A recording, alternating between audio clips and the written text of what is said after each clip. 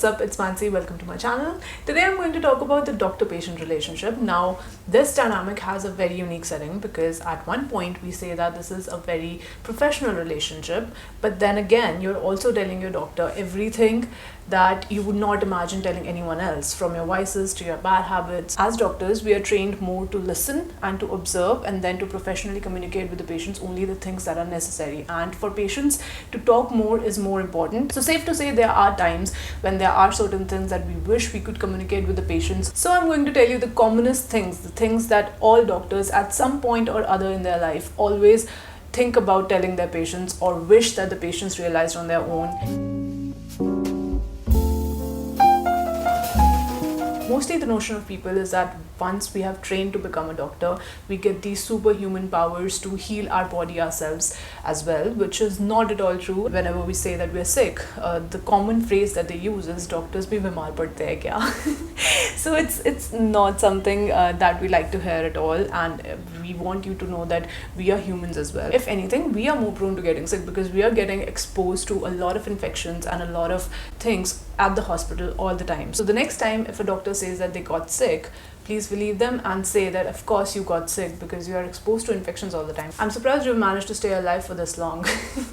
Another thing that I've seen doctors experience very commonly is wanting to tell their patients that they cannot be available to them all the time. Usually it's the notion that doctors have to be available 7 days a week, 24 hours a day. While that is what we are trained to do, sometimes we do wish that the patient realized on their own that we need a little time off as well. Yes, if it's a legitimate emergency, do reach out, and if a doctor is not responding in that case, yes, it's worrisome and I'm not vouching for that. But to call them up in the middle of the night and for things that can wait a little longer, that gets a bit annoying sometimes, and sometimes it becomes difficult for the doctor to convey that to the patient, because if the doctor is saying that I might not be available on this day or that day, it is usually seen as us not being serious about our work. Sometimes we do want some time off for our families as well. Sometimes we may be sick, sometimes we may not be available. Another thing that doctors want to tell their patients is that they might not be as punctual as they want to be all the time.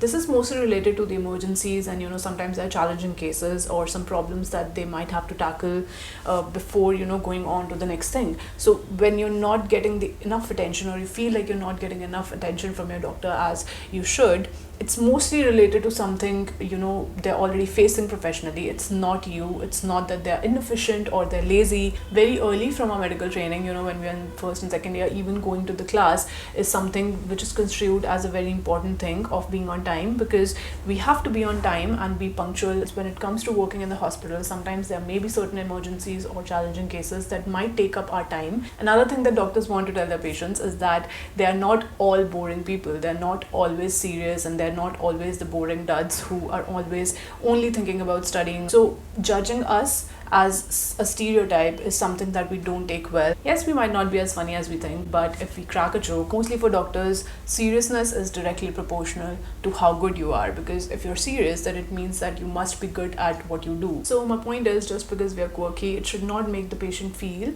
as if we are not serious about our work or if we are not good enough at our work.